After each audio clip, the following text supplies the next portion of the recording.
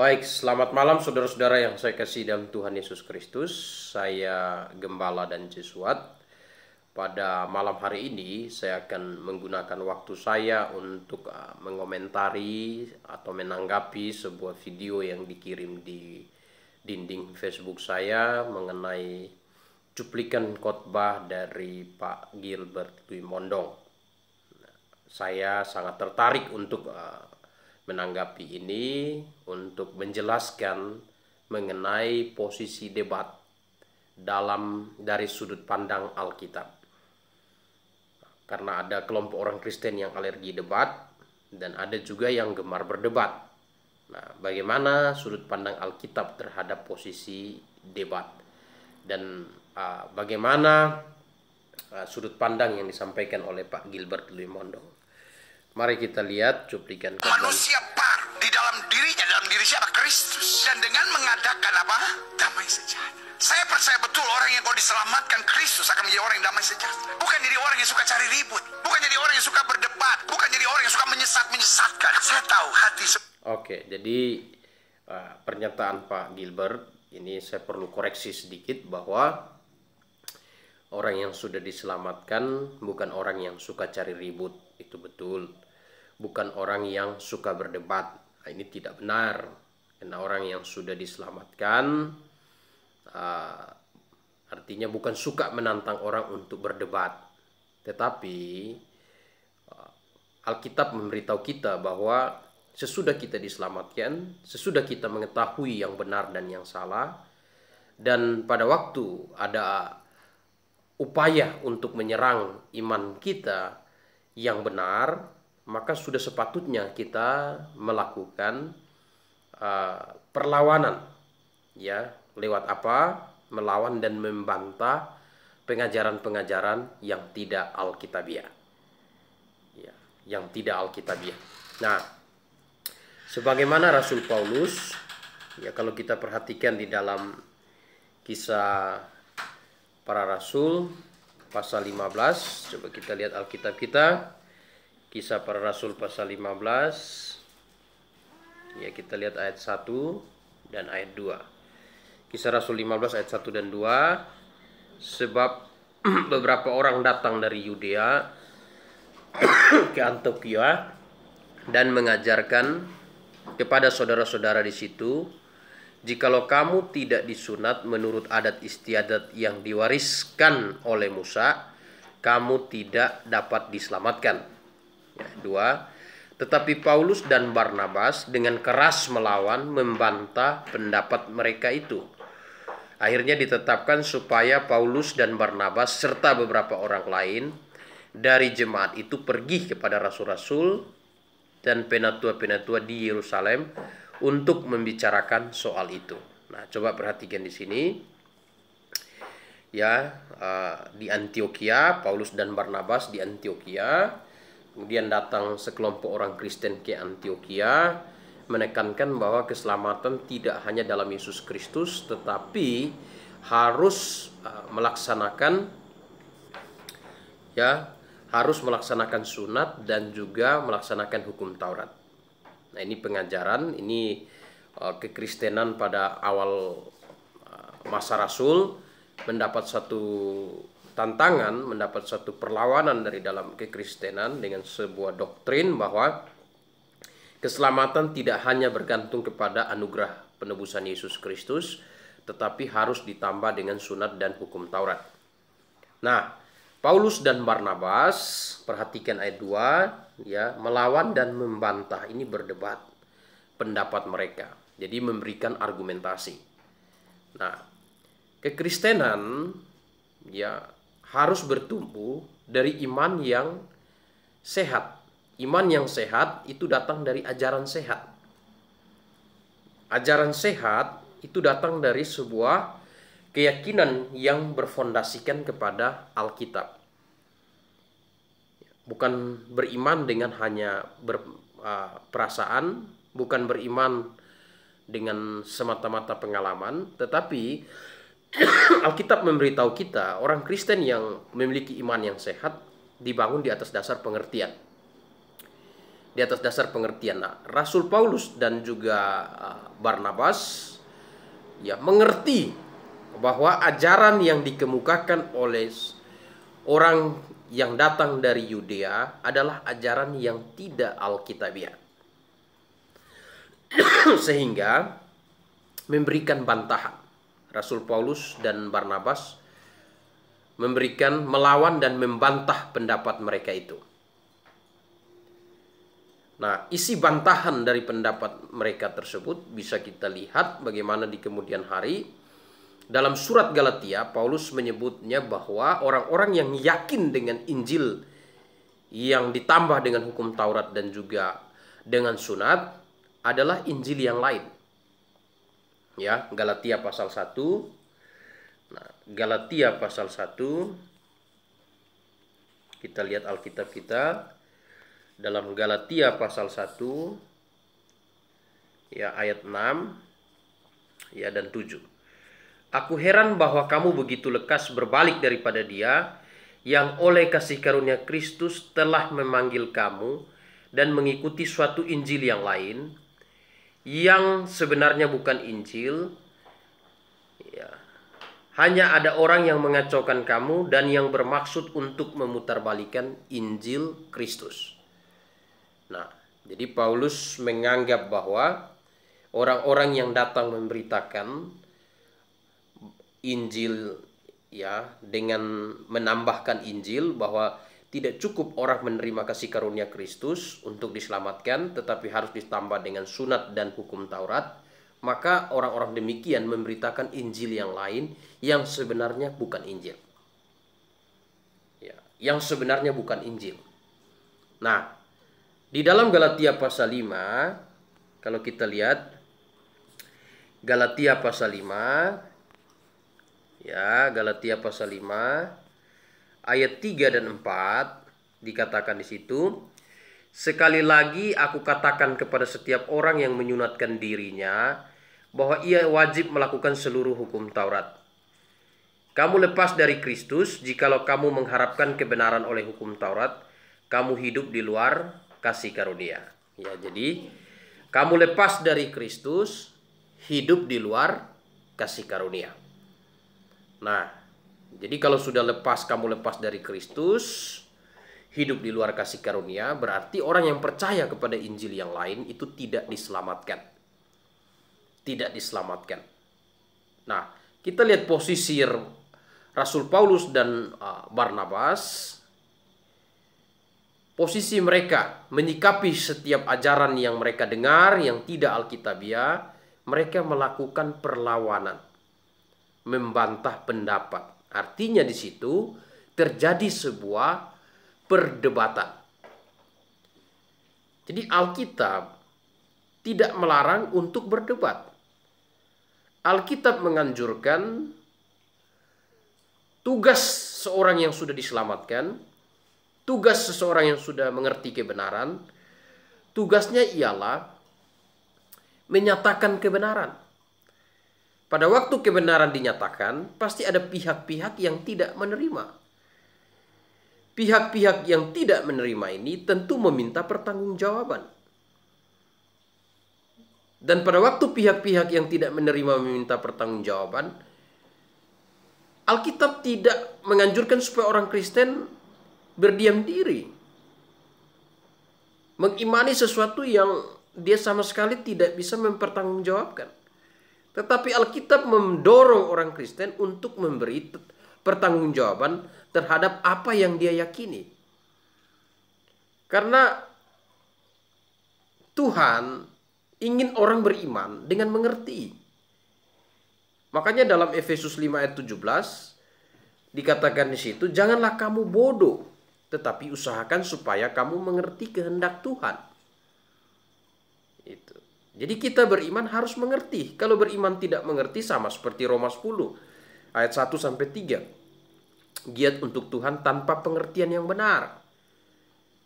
Karena tidak mengerti kebenaran Tuhan, mendirikan kebenaran sendiri. Itu lebih parah lagi.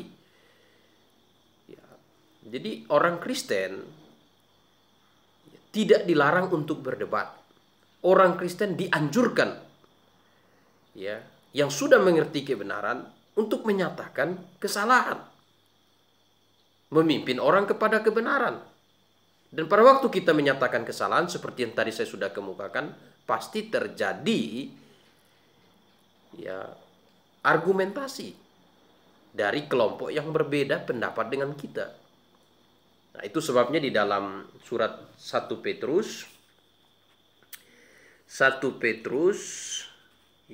kita lihat di situ 1 Petrus pasal 3 ayat 15 dikatakan, "Tetapi kuduskanlah Kristus di dalam hatimu sebagai Tuhan, dan siap sedialah pada segala waktu untuk memberi pertanggungjawaban kepada orang-orang yang meminta pertanggungjawaban dari kamu tentang pengharapan yang ada padamu, tetapi harus dengan lemah lembut dan hormat."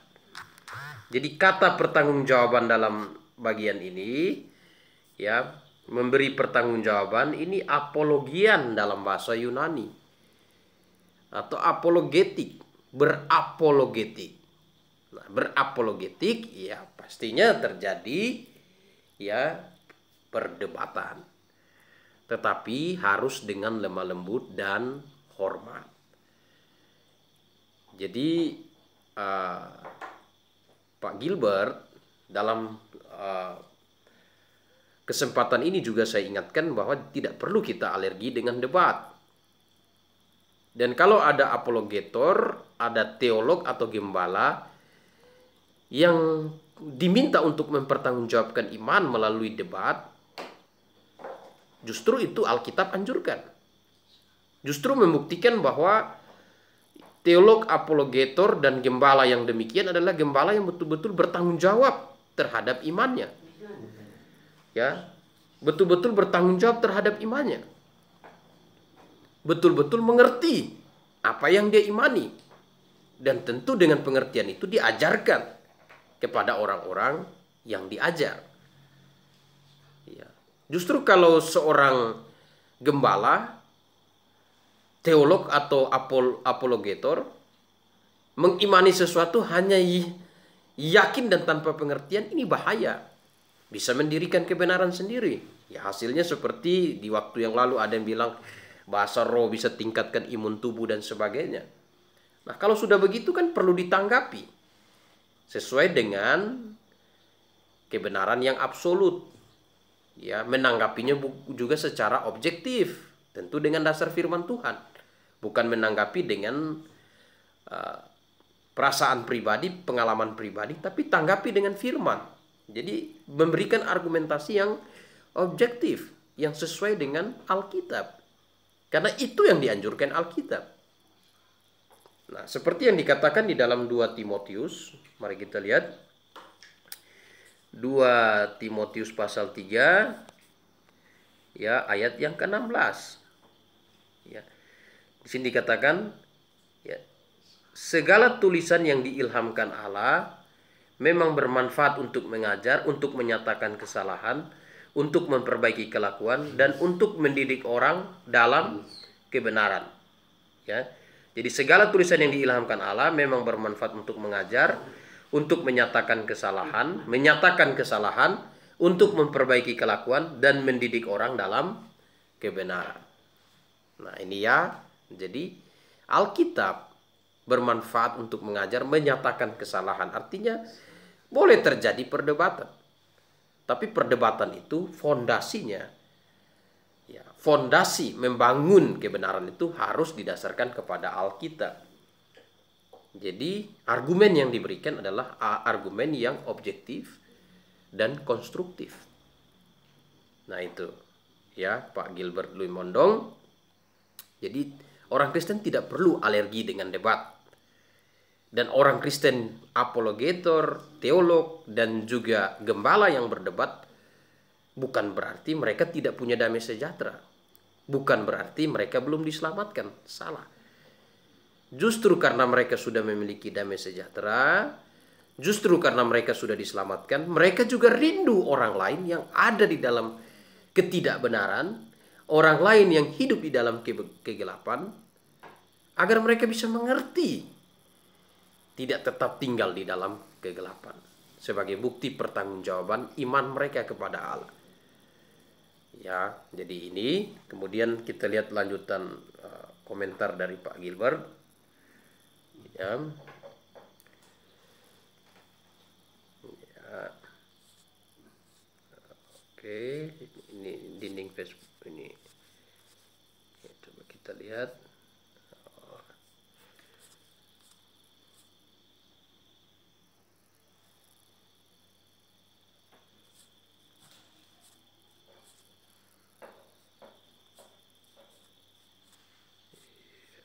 Ini ada yang di dinding saya, ya. Nah, ini kiriman yang Pak Gilbert punya.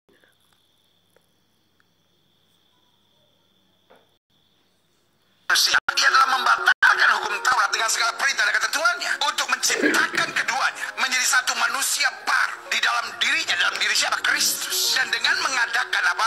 Damai sejahtera. Saya percaya betul orang yang kalau diselamatkan Kristus akan menjadi orang yang damai sejahtera. Bukan jadi orang yang suka cari ribut, bukan jadi orang yang suka berdebat, bukan jadi orang yang suka menyesatkan. Saya tahu hati saudara ingin meluruskan ajaran, tapi jangan sampai engkau diperdaya oleh setan, dijebak oleh setan, sehingga yang ada adalah saling memaki, saling menghujat, saling menjatuhkan, saling menyerang, dan saling menyakiti. Dan akhirnya bukan tubuh Kristus bersatu, tubuh Kristus terpecah-pecah dan makin hancur. Dan itu yang setan sedang harapkan. Ini waktunya mempersiapkan diri untuk akhir zaman. Ya, jadi lihat,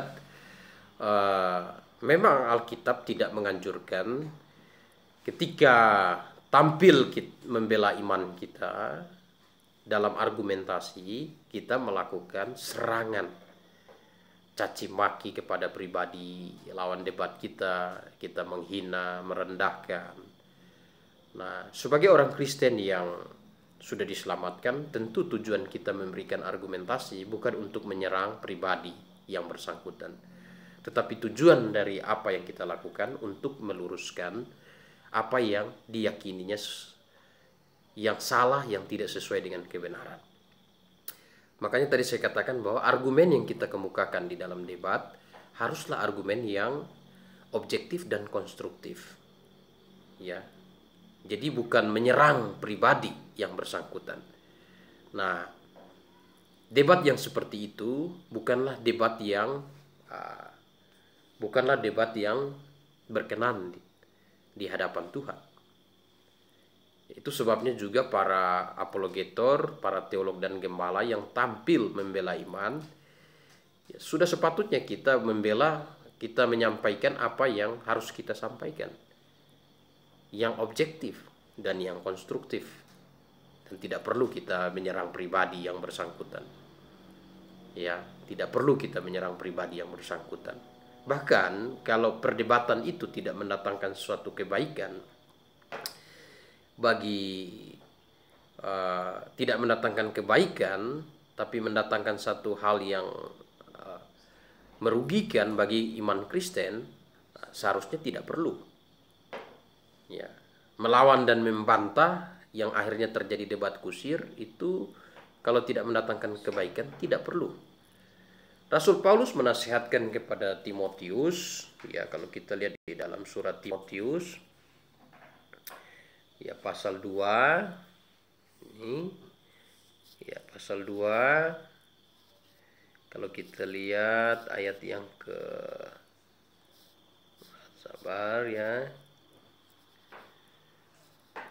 ayat yang ke-16, sini Paulus katakan, tetapi hindarilah omongan yang kosong, yang tak suci, yang hanya menambah kefasikan. Ya, jadi hindari, tetapi hindari. Artinya kita boleh berdebat, tetapi tidak boleh ya menggunakan kata-kata menyerang pribadi, hal-hal yang dapat merugikan kehidupan iman Kristen. Ya. Kemudian ada hal yang menarik, kita lihat di sini. Nah, ini ya. Ayat 23, hindarilah soal-soal yang dicari-cari. Nah, jadi kalau perdebatannya itu hanya untuk cari sensasi, ya, hanya untuk berdebat hal-hal yang tidak esensial dalam iman Kristen, ya, itu kita hindari. Ya, hindari. Ya, ada kita bisa tahu mana yang esensial dan mana yang tidak esensial. Kalau itu sudah menyerang doktrin-doktrin inti dari kekristenan seperti soteriologi, doktrin keselamatan, bibliologi, doktrin Alkitab dan eklesiologi, patut bagi kita untuk tampil melawan, ya, membantah pendapat-pendapat yang tidak alkitabiah. Ya, dibilang gini, ini hindarilah soal-soal yang dicari-cari yang bodoh, yang tidak layak. Engkau tahu bahwa soal-soal itu menimbulkan pertengkaran. Jadi jangan sampai lewat perdebatan itu ada hinaan, celaan, saling merendahkan, dan di kemudian hari yaitu menimbulkan pertengkaran. Nah, Alkitab nasihatkan, sedangkan seorang hamba Tuhan tidak boleh bertengkar, tetapi harus ramah terhadap semua orang lain, harus cakap mengajar, ya, sabar. Ya, jadi kita membela iman kita bukan untuk memusuhi orang tersebut. Kita membela iman kita, kita berdebat membela iman kita untuk meluruskan apa yang salah dari iman lawan debat kita. Nah, itu. Ya, itu nasihat Rasul Paulus kepada Timotius. Memang kita tidak boleh berdebat kusir. Tidak boleh. Tidak boleh berdebat kusir, mencaci maki, merendahkan, tidak boleh. Tetapi bukan berarti kita tidak boleh berdebat. Nah, Alkitab justru memperlihatkan Rasul Paulus dan Barnabas melakukan debat. Rasul Petrus bahkan meminta kita untuk memberi pertanggungjawaban iman kita. Ya, lewat apa? Ya, bahasa Yunani gunakan kata apologian. Lewat apologet. Artinya menjawab dengan objektif dan konstruktif. Nah, itu ya. Jadi debat, lalu apa yang dikatakan oleh Pak Gilbert, kita lihat lagi. Mari kita.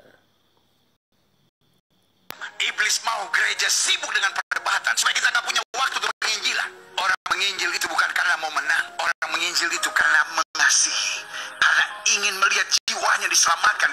Baik, jadi iblis senang katanya. Ya, iblis senang. Memang iblis bukan lagi senang, tapi itu adalah siasat dari iblis untuk menghancurkan kekristenan. Ya, siasat yang paling hebat dari iblis bukan karena orang Kristen banyak berdebat. Siasat yang paling hebat dari iblis adalah ketika kekristenan itu diam, bertumbuh tanpa pengertian yang benar, mengabaikan hal-hal yang berhubungan dengan pengetahuan iman.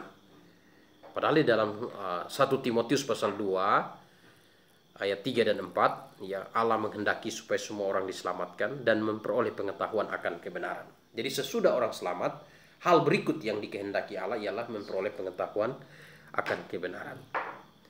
Nah, iblis telah berupaya untuk memasukkan ajaran-ajaran yang tidak benar ke dalam kekristenan.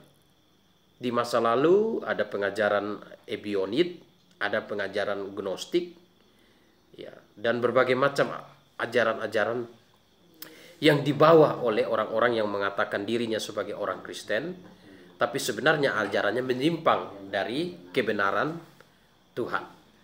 Ya, nah, hal yang paling berbahaya ketika orang Kristen diam, tidak memberi pertanggungjawaban. Nah, upaya penginjilan yang kita lakukan lewat perdebatan itu juga ada satu upaya untuk menyampaikan kebenaran. Bukan debat kusir. Lewat itu semua juga penginjilan dilaksanakan. Ya. Ada yang berdebat dengan kelompok non-Kristen dan kemudian hari ada orang-orang non-Kristen yang menyadari bahwa ternyata posisi iman mereka adalah posisi iman yang tidak sejati. Posisi iman mereka adalah iman yang salah. Mereka sadar bahwa pengertian iman yang benar, yang logis ada di dalam kekristenan. Bukankah ini penginjilan? Ya. Jadi berdebat tidak selalu indikasinya debat kusir. Berdebat juga punya manfaat, punya tujuan untuk menyatakan kebenaran, untuk memberitakan Injil. Jadi tidak ada yang salah dengan debat, tetapi debat harus dilihat, dilaksanakan dari sudut pandang Alkitabiah. Nah, itu ya. Nah, mengenai perpecahan, Alkitab sudah memberi gambaran bahwa ada dua bentuk perpecahan. Nah, ya, ada dua bentuk perpecahan. Coba kita lihat di dalam 1 Korintus ya, pasal yang ke-11. Kita lihat 1 Korintus pasal 11. Ya. Kita lihat ayat yang ke 1 Korintus pasal 10 ya. Ya, tapi kita coba lihat ini. Ya. Pasal 10 ayat yang ke 20.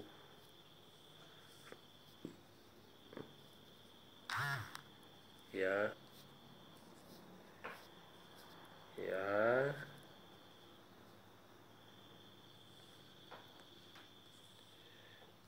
Sebentar. 1 Korintus. Ya. Ayat yang ke-28. Ya, yang dimaksud adalah ayat 18. Coba kita lihat 1 Korintus. Ya. Nah, ya.